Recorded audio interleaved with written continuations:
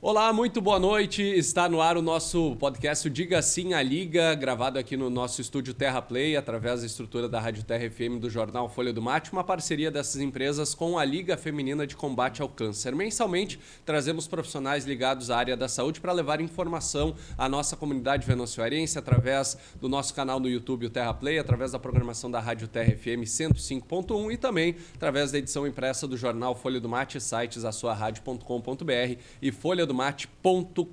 E o oferecimento é de Laboratório Gassen, laboratório de análises clínicas aqui de Venâncio Aires. Agende seus exames através do 3741-1751. E hoje eu tenho o prazer de receber aqui no nosso estúdio o médico Pedro Henrique Borges. E aí, Pedro, tudo bem? Uma boa noite. Tudo bem, Daniel, tudo tranquilo. Obrigado pelo convite aí de vir conversar com vocês. E estou à disposição de vocês aí para a gente bater um papo bacana sobre a proctologia e as doenças do intestino. Vamos lá, antes da gente entrar no tema que a Liga nos propõe para esse mês, conta um pouquinho da tua trajetória, Pedro. Tem uma ligação forte aqui com Venâncio Aires, retornando à nossa capital do chimarrão. Como é que foi esse processo aí de graduação para estar atuando hoje como médico? Daniel, para a gente se especializar hoje em medicina, a jornada é longa, né? A estrada é longa, a gente passa por várias etapas, né?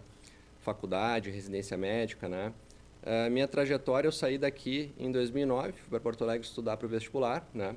A minha família está aqui desde 2000, né? Então toda a minha infância, juventude foi aqui em Venâncio. E eu fui para Porto Alegre estudar em 2009 para o vestibular e fiz 3 anos, 4 anos, agora nem me lembro, de cursinho pré-vestibular. E aí passei em medicina na UBRA, fiz a minha graduação lá, né? 6 anos de faculdade. Depois eu fiz a minha especialização em cirurgia geral. E já na faculdade eu já tinha esse encantamento, né, pela proctologia. E acabei optando por me subespecializar em coloproctologia e concluí esse ano minha graduação, minha especialização pela Santa Casa. Fiz cirurgia geral e coloproctologia na Santa Casa de Porto Alegre. E atualmente estou fazendo uma pós-graduação também, de 1 ano, eu concluo ela em fevereiro do ano que vem, em cirurgia robótica, né? Que é um assunto que está agora ganhando espaço, né? As pessoas estão se interessando mais e é isso, né? E falando especialmente, Pedro, sobre esse importante trabalho da Liga Feminina, a gente tem esse espaço aqui, o Diga Sim à Liga. A importância para vocês como profissionais de saúde de também ter esse suporte de trabalho voluntário na cidade, de incentivar os exames preventivos e de ter essa atenção na comunidade. Qual a importância para a saúde de ter entidades como a Liga Feminina de Combate ao Câncer? Eu acho que é extremamente importante, tá, Daniel, para não dizer fundamental, né, a importância que essas entidades têm nas comunidades, né, principalmente no interior, né, que são regiões menores, assim, e essas entidades têm um alcance muito longo na nossa comunidade, né, e o trabalho que eles fazem de, principalmente, conscientização da doença, né, não só na minha área, né, como em muitas outras, né, é sensacional, tá fundamental, né? Eles levam informação de qualidade para a população, né? E falam muito da questão dos exames preventivos, que acho que a gente vai conversar aqui também, né? Então isso é muito importante, tá? O câncer não pode ser um tabu, né? A gente tem que conversar abertamente sobre isso, né? As pessoas não podem ter medo dessa palavra, né? Porque é uma realidade, né? Então sensacional e muito bom o trabalho que a Liga tem feito aqui na cidade. Bom, especificamente então, Pedro, sobre a tua área de atuação, como se encaixa a busca pelos exames preventivos, a atuação da tua área profissional na busca pelo tratamento ao câncer? Claro. Na nossa especialidade, né, só para deixar claro, tá, pessoal, a coloproctologia, ela é uma especialidade que estuda as doenças do intestino grosso, do reto, que é a porção final do intestino grosso, e do ânus, tá? Quando a gente fala de neoplasia maligna coloretal, quando a gente fala do câncer coloretal, né, geralmente a gente está falando de um subtipo específico que é o adenocarcinoma, que aparece também no estômago, no esôfago, em outros locais, né? O câncer coloretal, né, especificamente o adenocarcinoma, tem outros que são bem raros, né, mas majoritariamente é esse subtipo específico, né? Hoje ele é o mais incidente, né? Tanto quando a gente fala em incidência são os casos novos, né? Ele é o mais incidente tanto em homens quanto mulheres, né? Sim. É um câncer bem comum e muito importante, ele é passível de rastreio, né? Detecção precoce, né? Então O exame preventivo que a gente faz majoritariamente é a colonoscopia, né? Sim. Com ela a gente consegue detectar de maneira precoce essa doença, né? E quando a gente detecta e trata de maneira precoce, né? Os desfechos com certeza são muito melhores. Bom, e para quem, obviamente, se depara com essas notícias, aí começa um turbilhão de informações, Com né, certeza. Pedro? E muitas vezes tem aquelas dúvidas, o câncer retal, colo retal, qual a diferença dessas nomenclaturas e para quem acaba se deparando com uma doença assim? Bom, a doença é a mesma, tá? O câncer coloretal, quando acontece no intestino grosso, que é o cólon, né? Ou no reto, a gente está falando da mesma doença, do adenocarcinoma, né? A diferença é que no reto, né, que é a porção final do intestino grosso, né? Quando a gente pega um ponto de partida da margem anal, até 12, 15 centímetros, a gente está falando de reto, né? Para cima, aí a gente já está falando do cólon, né? Isso muda alguma coisa nas questões de tratamento, que eu acho que a gente pode debater posteriormente, né? Mas não muda, assim, os fatores de risco são basicamente os mesmos para o cólon e para o reto, né? O exame preventivo, né? O início do rastreio é o mesmo, né? Para ambas as doenças, né? Acaba mudando a posição no corpo. Acaba mudando a posição no corpo, né? O intestino grosso, ele é subdividido em algumas porções, né? A gente tem o intestino delgado, 6 metros mais ou menos de intestino delgado. Depois ele desemboca no intestino grosso, né? Começa pelo cólon ascendente, transverso, descendente, sigmoide, e do sigmoide para baixo a gente tem o reto, tá? É a mesma doença, né? Quando a gente fala do adenocarcinoma, né? Coloretal, mas em locais diferentes do intestino grosso. Bom, só de você falar, a gente já tem uma noção da área extensa que o corpo acaba tendo, né, nessa área. Então é importante que tenha essa prevenção, né? O exame preventivo para esse câncer não vir a se espalhar, né, Pedro? Exatamente, né? Não só para o câncer coloretal, né, Dani? Mas para todos os outros, né? Não são todos que são passíveis de rastreio, né? Quando a gente fala em rastreio, tá? A gente está falando em detecção precoce, não é prevenção, né? Prevenção é evitar que a doença aconteça. Sim. Rastreio é quando a doença já está instalada, né? Mas a gente detecta ela em um estágio inicial, né? Rastreio a gente tem para a próstata, né? Toque retal, a gente tem para mama, com a mamografia, e a gente tem rastreio para o câncer coloretal também, né? E o exame que a gente faz para rastrear o câncer coloretal, existem outros, né? Mas o mais importante, o melhor de todos é a colonoscopia, tá? Que é indicada para todo mundo, toda a população, independente de fatores de risco ou não. 45 anos, tá? Todo mundo tem indicação de fazer esse exame para detectar precocemente essa doença, tá? O câncer coloretal, se tu for olhar assim, ele não é muito comum de acontecer. Mas qual que é o grande benefício da colonoscopia, né? Os pólipos intestinais, né, que são conhecidos aí, eles não são tão incomuns de acontecer. E a maioria dos casos de câncer coloretal, ele se desenvolve a partir dos pólipos, né? A prevalência de pólipos na população gira em torno de 20% a 30%, tá? Então, para cada 100 pessoas, né, que eu faço o exame, 20 a 30 vão ter pólipos. Então, isso é muita coisa. Sim. E desses pólipos, alguns, tá, em torno de 5%, são poucos, sim, mas alguns podem desenvolver o câncer, né? Então, pólipo é muito comum. A gente não sabe, né, qual que é do mal, qual que não é. E a colônia é um exame que nos permite detectar esses pólipos e retirá-los antes deles virarem uma doença maligna, né? Com isso, a gente previne também o câncer, né? Sim.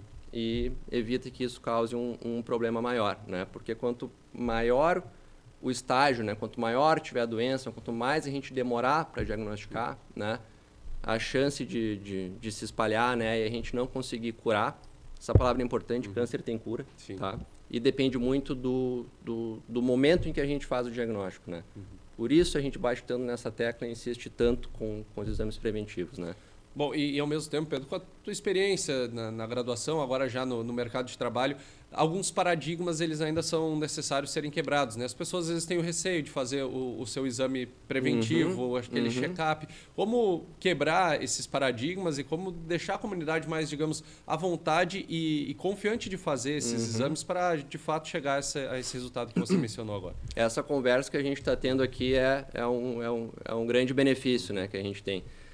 Porque as pessoas têm que chegar no médico, né? As pessoas têm que entender, né, da doença, né? A maneira mais, como eu posso dizer, que a gente consegue atingir um maior número de pessoas, né, e trazer esses assuntos que são tão importantes é através de vocês, da imprensa, né? É através de entidades como a Liga, né, de combate ao câncer, né? Então é importante que essas entidades, né, elas estejam em parceria, juntas, né, com os médicos, para a gente conseguir atingir mais pessoas, né? Eu acho que o grande paradigma é a própria palavra, né? Então, câncer é uma palavra que assusta, né? E as pessoas têm medo de falar sobre isso, as pessoas às vezes têm medo de descobrir que tem, né? E às vezes por conta disso também acabam não fazendo seus exames, né? E a tua própria afirmação de que o câncer tem cura, né? Ela se torna mais presente hoje no dia a dia do debate, porque a gente pega aí um histórico aí de 10 anos, câncer já está fadado a uma morte, era uma coisa meio que escrita, né? Hoje é diferente. Né? Exato, e o tratamento evoluiu muito, né, Daniel? Há tempos atrás era mais difícil, né, a gente curar. Hoje a gente tem não só a cirurgia, né, mas uma vasta gama aí de tratamentos, né, oncológicos, quimioterápicos, né, que ajudam muito, né, na questão do tratamento, tá? Os tabus eles têm que ser quebrados, né, esses paradigmas eles têm que ser quebrados e a maneira da gente fazer isso é através da conscientização, né? As pessoas têm que entender essa doença, saber que ela é comum, né? Vai ser a segunda, estimativas de 2022 para 2023, né, indicam que vai ser o segundo mais comum, né, tanto em homens quanto em mulheres. Tá? Nos homens só perdem para câncer de próstata, né, e nas mulheres para o câncer de mama. Né? Então é uma doença muito frequente. Sim. Tá? E se a gente entende isso e entende que existem estratégias, né, como a gente cita do rastreio com a colonoscopia, para prevenir que essa doença que é tão comum, né? Quando a gente fala de câncer, né? Ela é muito comum, a gente precisa trazer isso, né, para a população e para eles entenderem a importância, né, de fazer os exames, né? Conversar com o médico, explicar como é que é feito esse exame, né?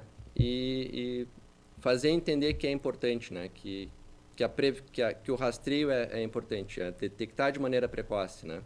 Vamos lá então, Pedro. Para quem está nos acompanhando nesse momento e está curioso agora, digamos, bom, eu tenho que fazer o exame, quando eu tenho que fazer, então vamos lá umas dicas práticas assim para quem está nos acompanhando, para quem é direcionado, em que momento da vida é importante começar a ter uma atenção para esse determinado tipo de câncer que a gente está abordando hoje. Bom, um dos grandes fatores de risco para o câncer coloretal, tá, é a idade. A gente pode depois conversar sobre os fatores de risco que são modificáveis, né, aqueles onde eu posso fazer alguma coisa, mudar alguma coisa para prevenir essa doença, e aqueles que não são modificáveis, né? Genéticos e idade, né? A minha idade eu não posso mudar e a minha herança genética eu não posso mudar, né? Como a apresentação dele é mais comum, tá? A partir dos 50 anos de idade, né? Temos atrás o início do rastreio, né? A indicação da colonoscopia para todo mundo era 50. Hoje, né, as recomendações são iniciar com 45 anos, tá? Então, independente se é homem, se é mulher, 45 anos, tá? Para todo mundo é indicado o exame de colonoscopia. Como existe um forte fator genético, né, herança genética relacionada com câncer coloretal, né, pessoas que têm parentes de primeiro grau com essa doença, tá, elas têm maiores índices, né, de desenvolver essa doença. Tá? Então, a pessoa que ela tem um histórico familiar de parentes de primeiro grau, tá, o início do rastreio dela é um pouco mais precoce. No caso, é 10 anos antes da idade do diagnóstico do parente dela. Tá? Então, por exemplo, se o familiar dela teve o câncer diagnosticado com 40, ela vai ter que fazer o primeiro exame com 30, né? Sim. E assim por diante. Bom, e os fatores que dá para se evitar, digamos, aquelas rotinas de dia a dia que a gente pode ter para evitar esse tipo de doença. Exato. Bom, aquele velho clichê de médico, né, gente? não só para o câncer coloretal, mas para muitos outros, é manter uma rotina de vida, né? Hábitos de vida saudáveis, né? Eu sei que isso é muito amplo, tá? Mas o fato de consumir alimentos in natura, evitar industrializados, né? Ingerir uma grande quantidade de fibras, né? Frutas, legumes, vegetais, frutas, né? E água. Só com isso a gente já está intervindo em fatores de risco modificáveis. Sim. Tá? A obesidade, né? Que hoje é uma epidemia que a gente tem no mundo todo, né? Também é um fator de risco importante. Quanto maior o IMC, maior são os índices, né, de diagnóstico do câncer coloretal. Então, prevenir e tratar a obesidade, né? Obesidade também é uma doença, né? É importante que a gente saiba disso, né? Não é culpa da pessoa, não é uma doença, né? Sim. E como qualquer doença, ela precisa ser tratada, né? Então, intervindo sobre a obesidade, né? A gente também está intervindo sobre modificar, diminuir o risco do câncer, né? Cigarro e álcool, né? Clássicos, não só do câncer coloretal, mas de outros também. Então, evitar o tabagismo, evitar o consumo excessivo de álcool, tá? Uma dúvida que surge bastante, né, é a questão da carne vermelha, tá? Isso é meio importante a gente trazer. Os dados são mais consistentes, tá? Essa associação existe, vamos deixar claro, tá? Existe essa associação de consumo elevado de carne vermelha com maior incidência do câncer coloretal. Mas esses dados, tá? Eles foram derivados de estudos observacionais, que a gente chama, né? Então, a gente observa uma população por um tempo, né? Seja de um ponto de partida, olhando em diante os fatores que elas foram expostas, se elas desenvolveram a doença, ou olhando retrospectivamente, né? As pessoas que tiveram câncer diagnosticado, o que elas faziam no passado. E se notou, né, uma associação com o consumo de carne vermelha. Mas os dados são mais consistentes para carne processada, tá? Carne processada. Essa associação, bacon, charque, embutidos de modo geral, copa, salame, né? Quando a carne passa por esse processo, né, de curagem, né, de salgamento para conservar. Diferente da nossa carne de churrasco, digamos assim. Exatamente, não é? Exatamente, nesse aspecto aí, tá? Essa associação é clássica, tá? Sim, alimentos embutidos, né, que passam por um processo de curagem, eles têm uma influência forte sobre o câncer coloretal. A nossa boa, né, e querida carne vermelha aí do nosso churrasco, né, a picanha, o nosso vazio aí que a gente adora fazer, a OMS classificou como um carcinógeno do grupo 2A, onde se tem uma associação provável, mas não certa com câncer. Os embutidos foram classificados como carcinógenos do grupo 1, carne processada, né, carcinógenos do grupo 1, onde se tem dados suficientes para atestar que tem uma relação, né? Carcinógenos do grupo 1, só para a gente ter uma ideia, é cigarro, é álcool, né? Então, são fatores de risco clássico, né? E a carne processada se enquadra nessa classificação do OMS, né? Então, sempre que possível, evitar. Tá, Pedro, mas então é proibido comer carne vermelha, não posso comer meu churrasquinho, pô... As pessoas não vão consultar daí, claro, né? Exatamente. E ao mesmo tempo, né, Pedro, é a qualidade de vida de uma forma geral, exato. tendo um controle, né? Exato. O consumo da bebida alcoólica. Muitas pessoas a utilizam de uma forma social, né? Exato. Relacionando ao exercício físico, tendo essa rotina, acaba que ajuda. Dani, assim, eu não costumo proibir nada, né? Eu digo. Claro, cigarro, né? Sim. A gente tem que alertar, né? Mas tanto a carne vermelha quanto a carne processada, tá? Se a gente consegue, né? Isso são recomendações baseadas em estudos, né? Ingerir esses alimentos 2 vezes na semana, 3 vezes na semana, tá? Ainda dá para ser encaixado em uma dieta uma dieta saudável, né? Uma rotina alimentar saudável, né? Sim. Agora, todo dia é bom a gente evitar, né? E só para a gente também trazer mais informação, parece que a carne vermelha magra, tá? Ela tem um menor risco, tá? Do que a carne, aquela mais gordinha, né? Sim. Que a gente gosta mais, né? Óbvio. Mas a carne vermelha magra, ela parece ter uma associação menor. Tá? Bom, a gente falou então de como prevenir. Agora, vamos chegar ao estágio de tô sentindo alguma coisa diferente no meu corpo, quais os sintomas que poderiam ligar um alerta. Eu não estou na minha idade de 45 anos de começar talvez fazer os exames preventivos, não tenho um histórico, mas tem algum alerta ali, ou já passei dos 45 e não fiz exame. Quais são indicativos assim de que tem que ligar um alerta e procurar um médico, Pedro, que a gente pode destacar? Tá certo.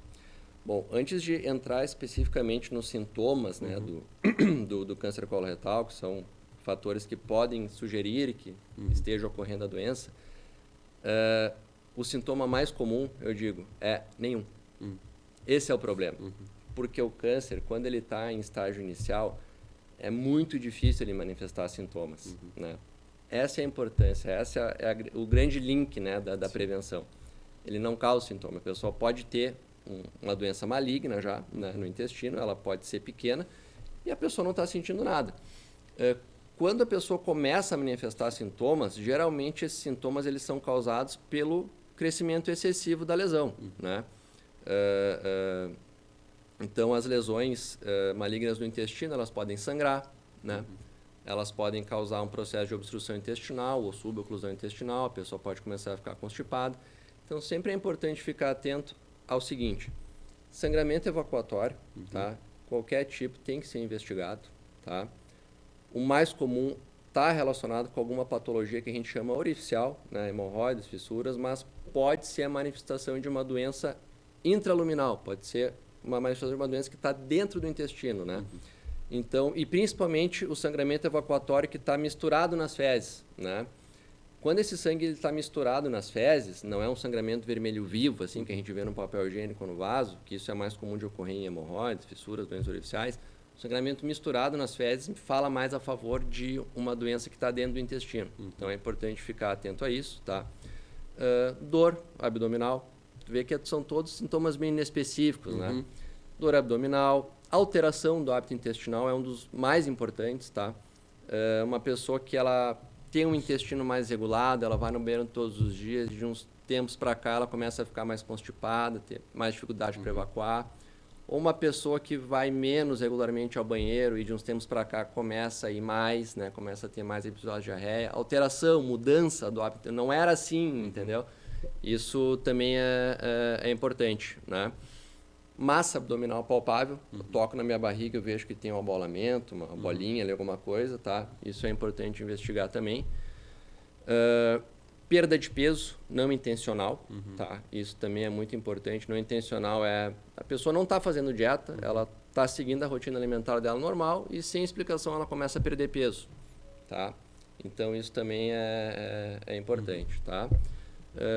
Eu poderia citar esses, né? Sim. Que são os mais comuns. Bom, tá? E aí a gente chega naquele momento, por exemplo, do diagnóstico. Foi atestado que a pessoa está com câncer. Como é que proceder? Como é que é esse momento, Pedro? E aí é uma doença que ela acaba não sendo individual, né? Ela Exato. é compartilhada com a família, né? com um grupo de amigos, Exato. de pessoas próximas. Como é que é a partir desse momento para vocês? Bom, tem técnica para isso, né? Tem métodos de tu abordar, né, esse diagnóstico, né? Então, isso é muito importante, o tato, né? A maneira que a gente vai conduzir essa conversa, né?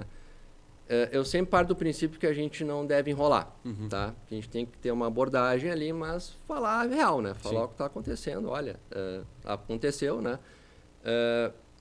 É totalmente aleatório, né? Tem fatores genéticos também, mas as pessoas perguntam, por que aconteceu comigo, né? Eu nunca fiz mal para ninguém.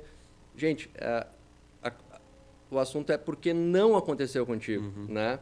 Porque é o acaso, né? Então, a gente tem que entender isso também, tá? É importante saber também que tem tratamento e o tratamento muitas vezes ele cura, tá? Então, quando a gente está diante do diagnóstico, além dessa conversa, né, tem que ser muito bem conduzida, né? Tanto com o paciente que recebeu o diagnóstico quanto com a família dele, né? E expor as possibilidades de tratamento, né? O tratamento, tanto do câncer do intestino grosso quanto do reto, tá? Na maioria das vezes ele vai ser cirúrgico, né? Mas dependendo do grau, né, que foi diagnosticada a doença, ela está mais avançada, né? A gente pode fazer, em alguns casos, quimioterapia ou junto com radioterapia, no caso do reto, né? Então, é importante saber onde a doença está localizada no intestino e qual estágio que ela está, tá? Para a gente conseguir propor o tratamento, né? Quando ela está localizada no cólon, tá? No intestino grosso, excluindo o reto, a imensa maioria das vezes o tratamento é cirúrgico, tá? A não ser que tenha alguns indícios, né, de doença extracítio, que a gente chama, o sítio primário é no intestino, mas tem outros locais também, que a gente chama de metástases, né? Na maioria das vezes vai ser cirúrgico. E quando se fala em câncer, a pessoa já se assusta. Quando se fala em câncer com metástase, a pessoa se assusta ainda mais. No caso do câncer do intestino, a gente ainda consegue propor tratamento curativo quando a doença está em estágio metastático, né? A gente pode, por exemplo, ressecar junto metástases hepáticas, né? E ainda propor uma intenção curativa de tratamento, né? Então, o câncer coloretal ele tem essa peculiaridade, né?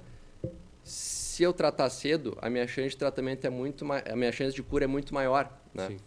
Mas se eu pegar em estágio mais avançado, eu ainda, né, consigo propor um tratamento curativo, né? Então isso é muito importante. Cirurgia na maioria dos casos.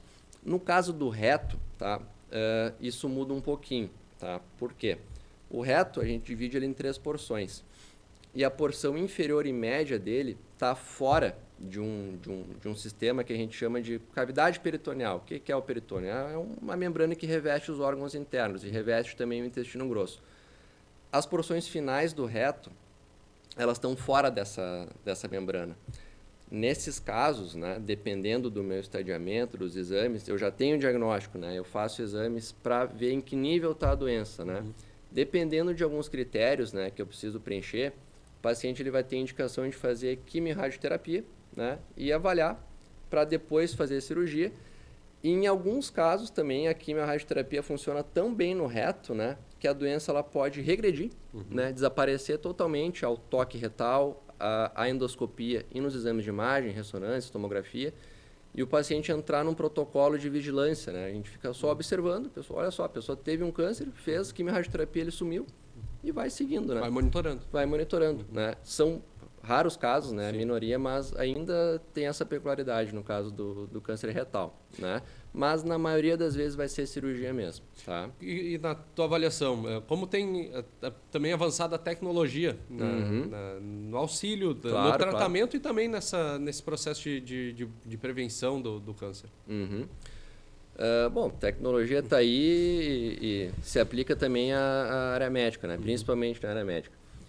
No caso da cirurgia, né, a gente já tem bem instituído, né, a cirurgia laparoscópica, né, que é a cirurgia com os pequenos furinhos, né, que a gente faz.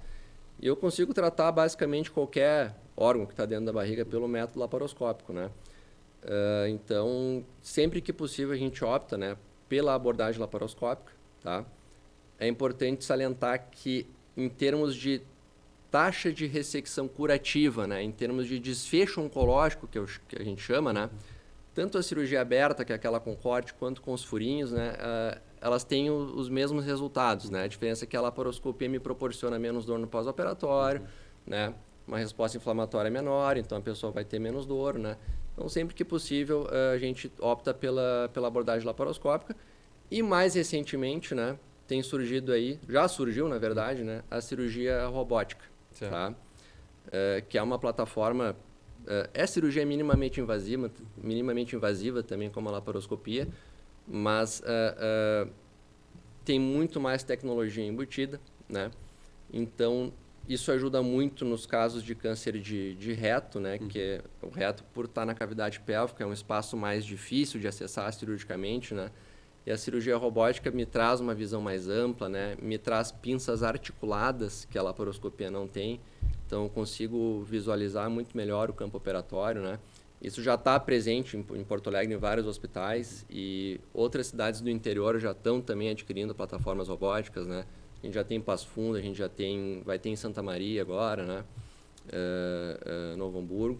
E como qualquer novidade, né, o início, né, a questão de custo ainda é muito alto, né, mas novas plataformas robóticas estão surgindo, o custo está diminuindo e quem sabe um dia a gente não pode ter na nossa cidade aí, né, uma plataforma como essa, né, uma tecnologia como essa. Legal, Pedro, acho que a gente deu um geral aí nesse tema de hoje no Diga Sim à Liga. Para quem ficou com alguma dúvida, tem interesse em trocar uma ideia contigo, conversar, como é que pode fazer já para te localizar aqui em Venâncio para ter mais informações sobre o tratamento ao câncer? Bom, atualmente eu estou atendendo no espaço clínico, né, clínica ali na Barão do Triunfo, tá? Então as pessoas podem procurar por ali, eu estou à disposição de vocês, tá? Atendo semanalmente aqui em Venâncio Aires, tá?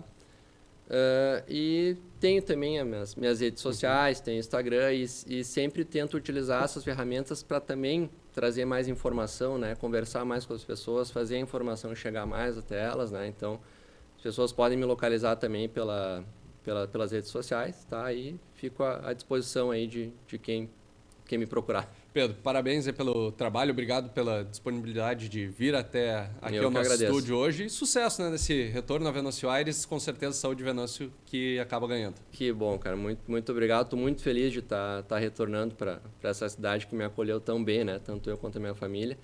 E espero exercer uma medicina de qualidade e ajudar muitas pessoas aí na cidade que precisam dessa especialidade. Muito bem. Hoje a gente bateu um papo com o médico Pedro Henrique Borges aqui no nosso podcast Diga Sim à Liga. Mensalmente a gente traz assuntos ligados à área da saúde com a parceria do Laboratório Gassen, Laboratório de Análises Clínicas. Telefone é o 3741-1751, na Jacob Becker 1389. Trabalhos técnicos do nosso Renan Zart, colega aqui da TRFM Jornal Folha do Mate. Você fica ligado aqui no Terra Play, se inscreve no nosso canal e confere esse e outros conteúdos que produzimos diariamente aqui para você.